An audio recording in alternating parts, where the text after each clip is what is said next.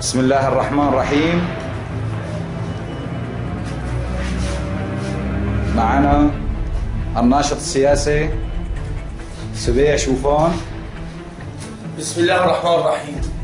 نحن نشطاء سياسيين، فنحن بإذن الله اليوم عم نقوم بعملية تطهير باب الصباع، وهاي جنود الله من كتيبة أحرار حمص، الحمد لله تبعا للواء حمص القديم الجيش الحر، كلها مرابطة والهمة عالية إن شاء الله. الله أكبر. معنا أحد قائد السرايات في كتيبة أحرار حمص. السلام عليكم. السلام ورحمة الله وبركاته.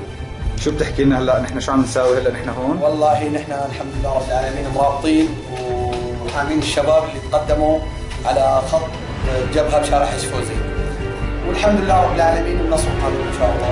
ان شاء الله.